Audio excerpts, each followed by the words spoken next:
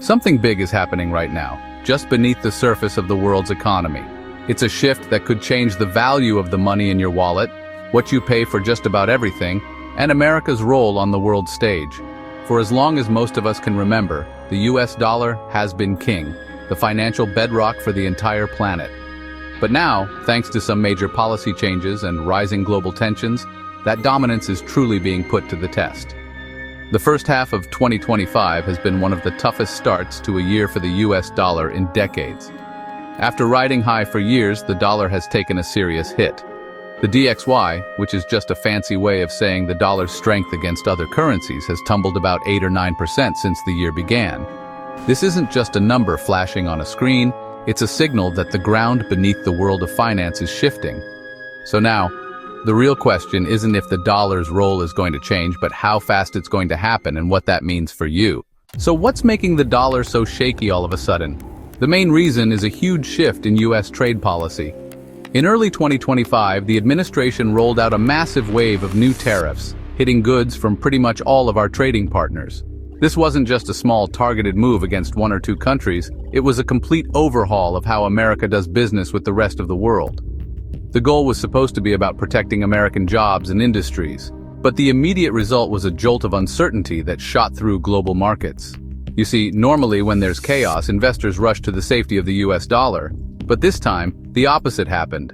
Investors all over the world got spooked, worrying that these policies could slow down the US economy and drive up inflation.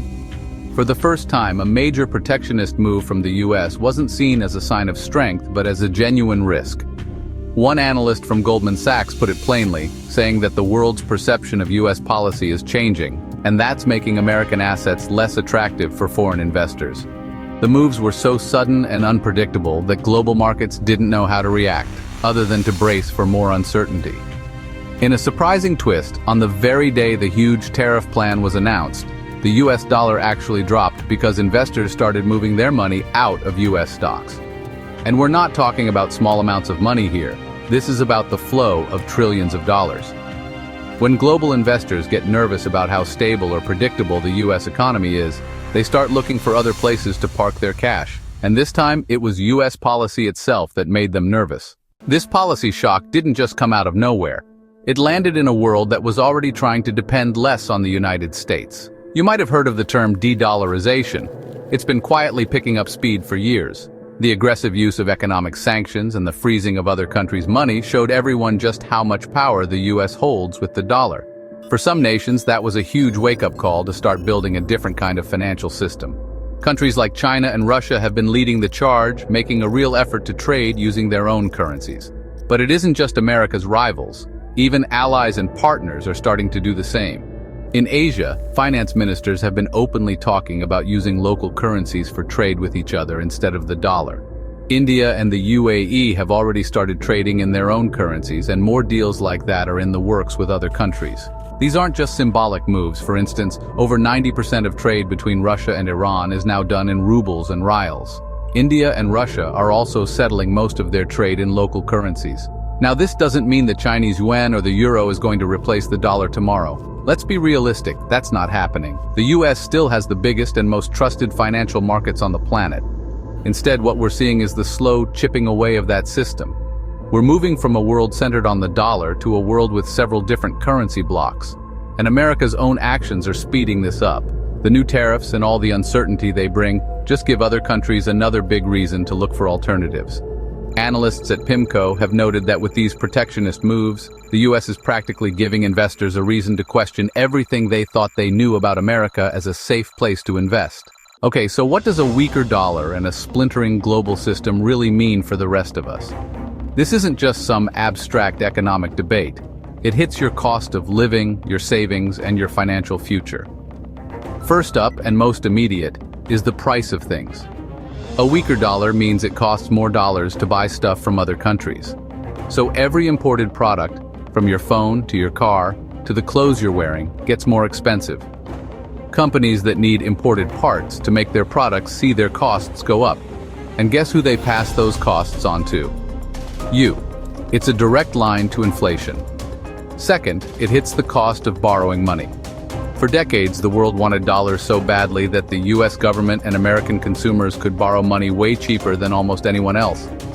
It's been called an exorbitant privilege. But if the world doesn't want US assets like treasury bonds as much as it used to, that privilege starts to disappear. The US government might have to offer higher interest rates to get people to lend it money, and those higher rates would ripple through the whole economy, meaning more expensive mortgages, car loans, and credit card bills for everyone. Research from the Peterson Institute for International Economics even suggests this would make the damage from tariffs worse, leading to a slowdown in investment here at home. Third, your investments and retirement savings feel the impact. If money starts flowing out of US assets, you can expect more ups and downs in the stock market, and it could bring down the value of your stocks and bonds. If that international money that's been propping up US markets for years starts going elsewhere, we could be looking at a long period of mediocre returns. So in a weird twist, the very policies meant to protect American industries could end up hurting them.